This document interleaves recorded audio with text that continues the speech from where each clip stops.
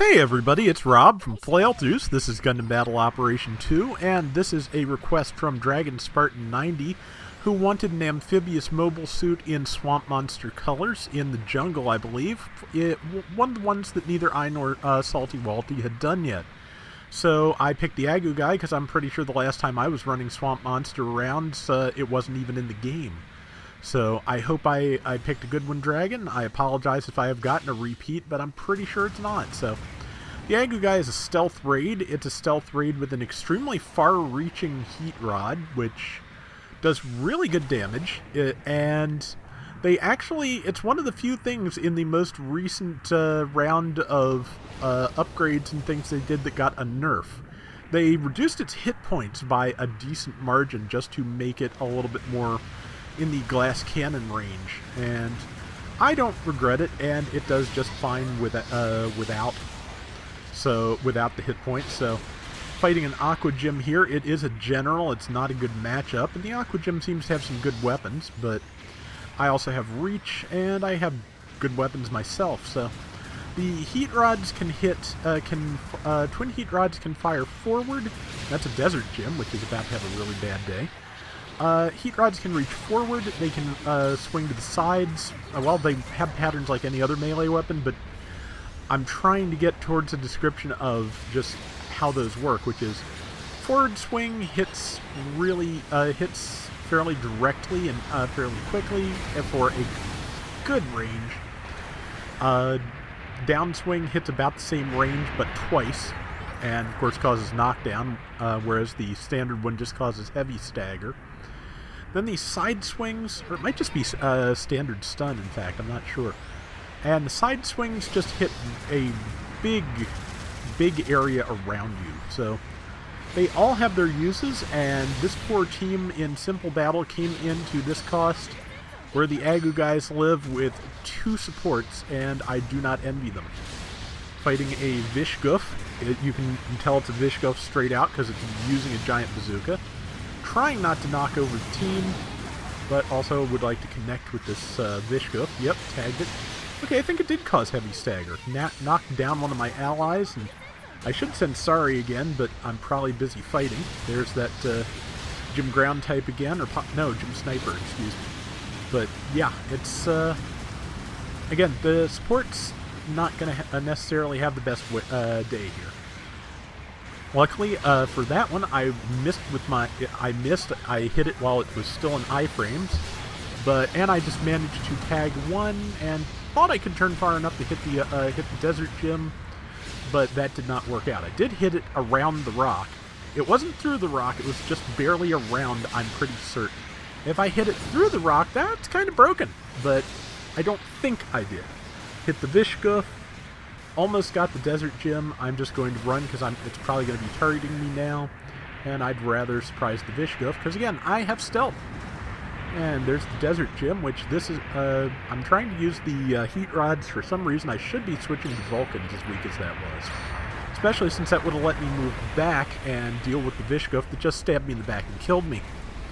But, you know, they can't all be smart plays. Frequently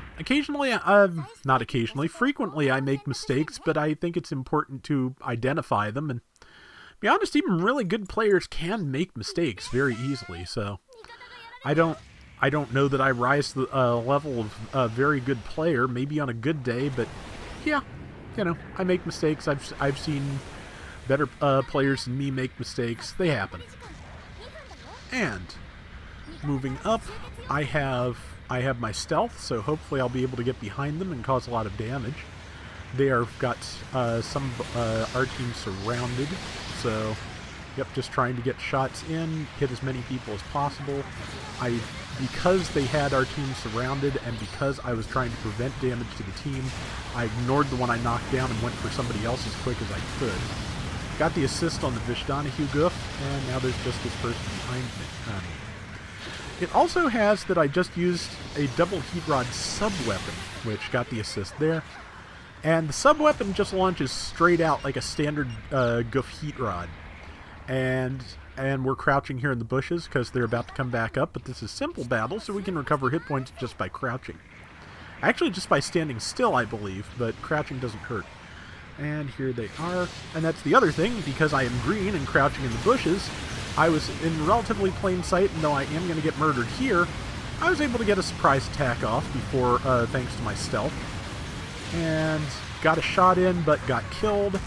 Again, I've got no real complaints about my performance here, just because, yeah, it's gone fairly well up to now, and I've gotten a bunch of good kills, and I really had fun with this. I don't run the Agguguy very much, and this was a lot of fun. So, always nice to get the requests I enjoy, and the ones that come easily. This is not one I had to try a dozen times. This was done pretty quick.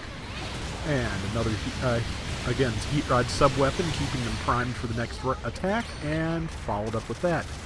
And now we've got 10 seconds to kill this Vishgoof, which may have escaped my clutches. Use the extending heat rod, and somebody else I think will get the kill. Yep, but it got, so I'll take it. And yeah, decent simple battle round, I'd say.